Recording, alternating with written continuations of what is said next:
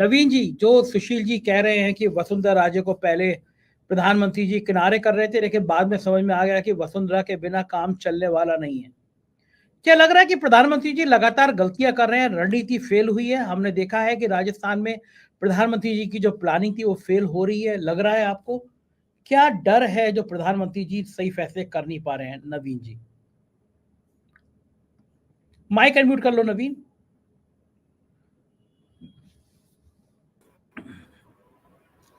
BJP ने जिस तरह से सोचा था, राजस्थान को बड़ा आसान समझा था कि यहाँ पर हर बार सरकार बदल जाती है। पिछले 30 सालों से ये रिवाज चल रहा है और वो रिवाज कायम रहने की बीजेपी को पूरी उम्मीद थी। मगर जैसे जैसे चुनाव नजदीक आते गया, बीजेपी अपने पत्ते खोलती गई, कांग्रेस अपने पत्ते खोलती गई, बीजेपी की बाजियां सारी उल्टी पड़ने लगी। बीजेपी ने टिकट को लेकर जो तय किया था, वो सारे पैरामीटर सब पीछे नजर आ रहे हैं। पहली सूची के अंदर जिस तरह से बदलाव किए गए, सांसदों को दांव पर लगाया गया, वसुंधरा राजे के समर्थकों के टिकट काटे गए, उसके बाद ही बीजेपी के में जो रिएक्शन हुआ, जिस तरह से बगावत हुई, आज सारे सांसद मुश्किल के अंदर हैं, संघर्ष कर रहे हैं, बागियों से संघर्ष कर रहे हैं, बगावत से संघर्ष कर रहे हैं, क्षेत्र में निकल रहे हैं तो उनका विरोध हो रहा है। तो पहली लिस्ट से ही बीजेपी को लग गया था कि उसकी रणनीति यहाँ पर फेल होती जा रही है। लिहाजा दूसरी जब लिस्ट जारी की 83 प्रत्याशियों की, तो बीजेपी ने अपनी रणनीति बदली और वसुंधरा राजे के समर्थकों को टिकट दी है। हालांकि आप यह नहीं कह सकते कि इसमें कोई समझौता हो गया है, ये एक वक्त की मजबूरी कही जा सकती है कि बीजेपी को अगर चुनाव जीतना है तो वसुंधरा राजे को साइडलाइन नहीं कर सकती है, उनके समर्थकों को नजरअंदाज नहीं कर सकते हैं। लिहाजा जीता हुआ उम्मीदवारों के नाम पे ही सही वसुंधरा राजे के समर्थकों को टिकट दिए गए। तो बीजेपी की जो रणनीति टिकट बांटने को लेकर थी, वो फेल होती नजर आ रही है। दूसरी लिस्ट में एक भी सांसद पर दाव नहीं लगाया गया है। 7 सांसदों को टिकट दिए गए, सातों मुश्किल के अंदर है। दूसरी गलतियां हुई है बीजेपी को टिकट बांटने में, दूसरी भी हुई है। जैसे मैं आपको एक उदाहरण देता हूं, जयपुर की विद्याधर नगर सीट पर दिया कुमारी को टिकट दिया गया, राजवी का टिकट काटा गया, नरपत सिंह राजवी का। नरपत सिंह राजवी को बाद में मोबिलाइज करने के लिए चित्तौड़ भेज दिया गया, वहां पर उन्होंने बीजेपी के 2 बार से जो चुनाव जीत रहे उनका टिकट काटा, चंद्रपाल सिंह आकिया का टिकट काटा। विश्वराज सिंह मेवाड़ को लेकर आए, आपने उदयपुर की जगह नाथद्वारा से उनको खड़ा किया, वहां पर उनका विरोध हो रहा है। उदयपुर के अंदर गुलाबचंद कटारिया की खाली सीट पर जिन ताराचंद जैन को टिकट दिया गया, उनका भी विरोध हो रहा है।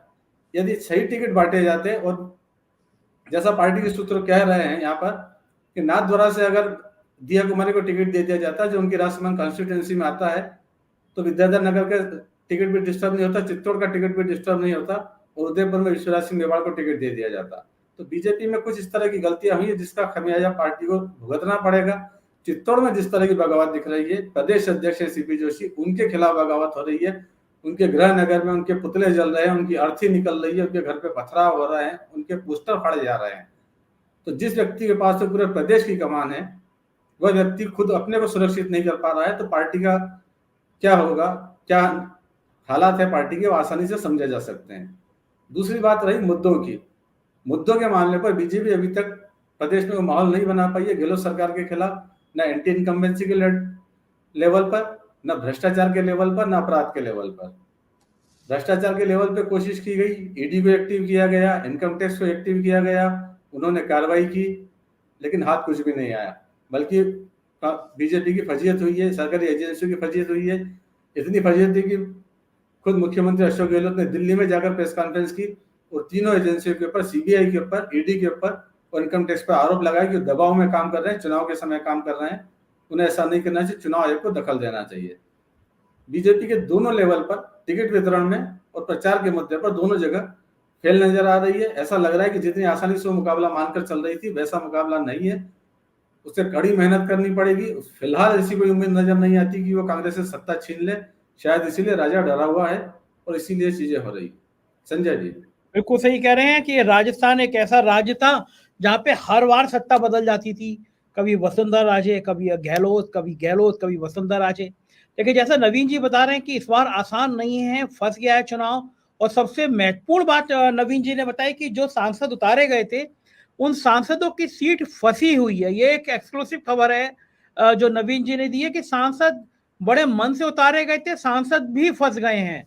और ये बड़ी बात है क्योंकि हम देख रहे थे जयवर्धन जी उनका विरोध हो रहा था, कार्यकर्ता नारे कर रहे थे। बिलाल भाई, ये तो बड़ी भयंकर खबर है। अगर सांसद उतारे, 7 सांसद उतारे, अगर वो हारते हैं तो राजा का डर तो स्वाभाविक है, राजा के पास ये फीडबैक होगा कि हमारे जो सेनापति हमने बिसात से उठा के मैदान में उतारे वो सेनापति पिट रहे हैं, तो जाहिर है राजा की सेना डरेगी, राजा डरेगा। क्या कारण है कि राजा को बिलाल भाई डर पड़ रहा है?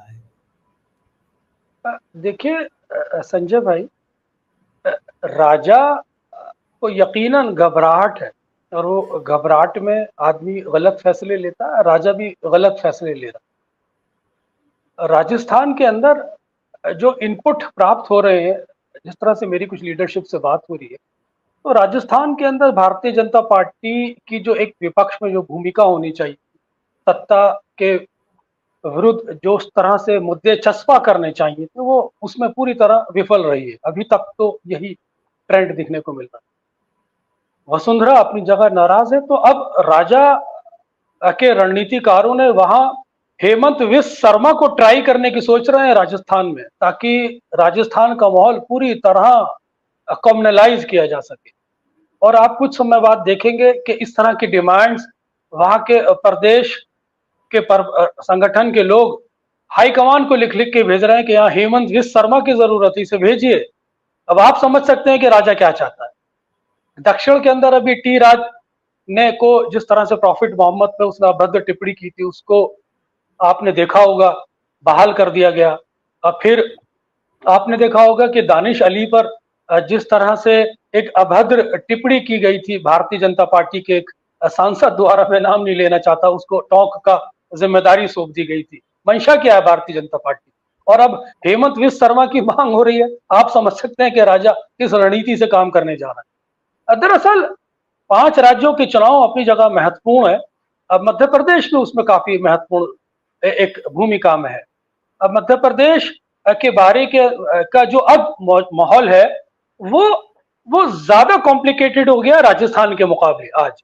तो इस चीज का भी हमें ध्यान रखने की जरूरत है। एक समय में राजस्थान थोड़ा सा कॉम्प्लिकेटेड कहा जाता था, उस कंट्रास्ट में मुझे मध्य प्रदेश ज्यादा थोड़ा कॉम्प्लिकेटेड नजर आता, राजस्थान स्मूथ होता नजर आता है। परिस्थितियां बदल रही हैं और